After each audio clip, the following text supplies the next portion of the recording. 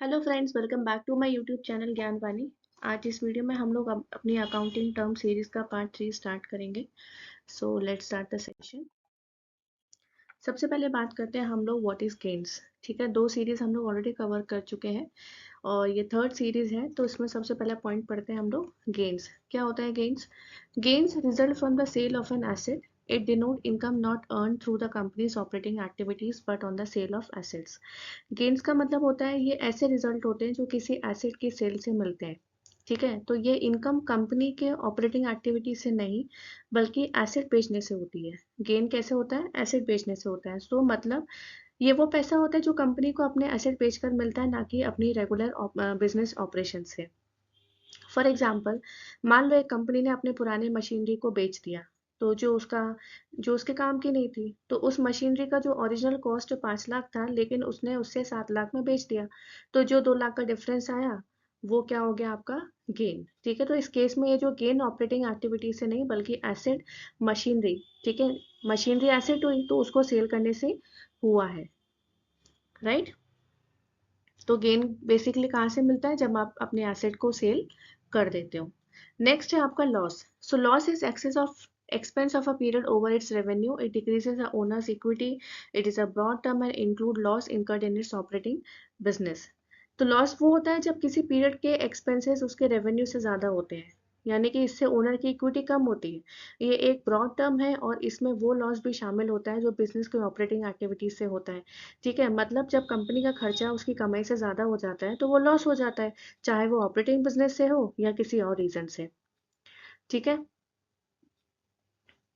मान लो जैसे for example हम लोग ले लेते हैं कि एक कंपनी ने अपने बिजनेस के लिए 10 लाख का सामान खरीदा और उससे 8 लाख में बेचा, तो इस केस में कंपनी 2 लाख का लॉस हो गया, क्योंकि उसका एक्सपेंस 10 लाख, उसकी रेवेन्यू 8 लाख से ज्यादा हो गया। तो ये लॉस बिजनेस बिजनेस के ऑपरेटिंग एक्टिविटी से हो रहा है, जिसका मतलब है कि कंपनी अपने नॉर्मल ऑपरेशन से पैसा कमाने में सक्सेसफुल नहीं हुई। तो इस 2 लाख का जो लॉस, कंपनी का जो लॉस हुआ है, उससे क्या होगा? कंपनी की जो ओनर्स इक्विटी है वो कम हो जाएगी।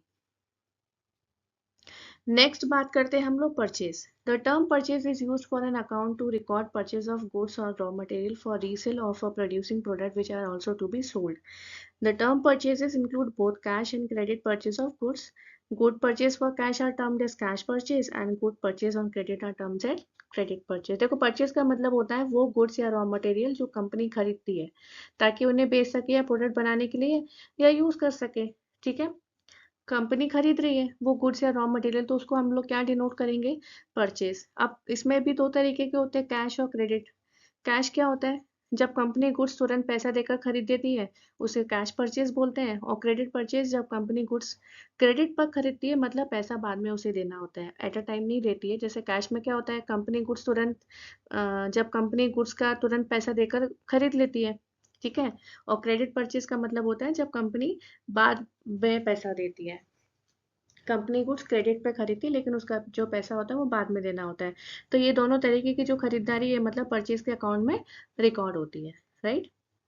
नेक्स्ट है परचेज रिटर्न. अब गुड्स परचेज में भी return to the seller for any reason से दे आर डिफेक्टिव. गुड्स और return are known as purchase return और रिटर्न आउटपुट. तो परचेज रिटर्न का मतलब क्या होता है कि जब जो कंपनी ने गुड्स खरीदे थे उन्हें वापस कर देती है। ठीक है, तो ये तब होता है जब खरीदे गए गुड्स या तो डिफेक्टिव हो या डैमेज हो या गलत क्वांटिटी में आ जाए। परचेज मतलब गुड्स खरीदा, परचेज रिटर्न मतलब जब कंपनी ने गुड्स खरीदे तो उन्हें वापस कर दिए। अब ये कुछ केसेस में होता है, ये जैसे कुछ गुड्स हैं डिफेक्टिव हो, डैमेज हो या गलत क्वांटिटी में आ जाए तो उन्हें क्या पर कंपनी क्या करती है? रिटर्न कर देती है, जिसे हम कहते हैं परचेज रिटर्न। ठीक है, तो इससे कंपनी का जो परचेज अकाउंट है वो भी डिक्रीज हो जाता है। नेक्स्ट बात करते हैं हम लोग सेल्स की। The term sale is associated with और used for sale of goods. These goods may be purchase और फॉर रीसेल और manufactured by the enterprise. Basically sale का मतलब क्या होता है? माल, गुड्स। ठीक है, गुड्स का बिकना। ठीक है, आप लोग कोई भी गुड्स बेच रहे हो, क्या कर रहे हो? आप सेल कर रहे हो उस गुड्स को।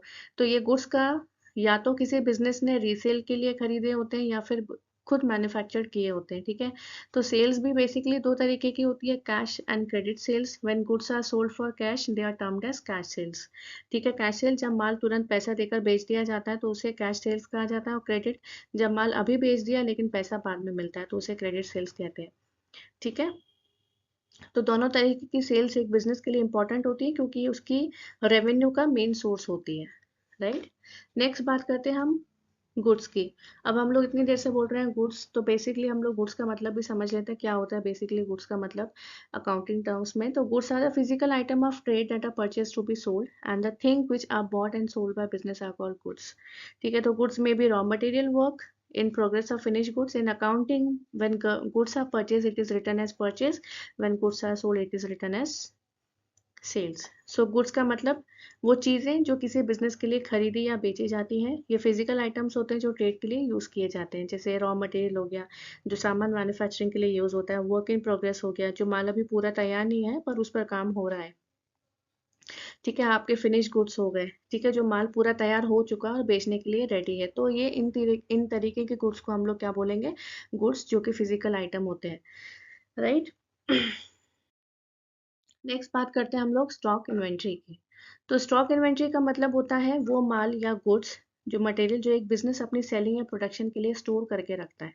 ठीक है, तो stock refers to the goods and material that a business hold for a sale of production. It is an essential part of supply chain management and plays a key role in business operations. ठीक है, तो basically इसके भी तीन types होते हैं। एक तो रॉ मटेरियल हो गया, work in progress and finish goods. अगर स्टॉक सही से मैनेज किया जाए तो बिजनेस स्मूथली चलता है और उसका प्रॉफिट बढ़ता है। तो स्टॉक का मतलब क्या होता है, वो माल या गुड्स जो मटेरियल जिसे हम कह सकते हैं जो एक बिजनेस अपनी सेलिंग या प्रोडक्शन के लिए स्टोर करके रखता है, जिसे हम स्टॉक भी कहते हैं और इन्वेंट्री भी कहते हैं। नेक्स्ट है हमारा ट्रेड रिसीवेबल्स। ना ट्रेड रिसीवेबल और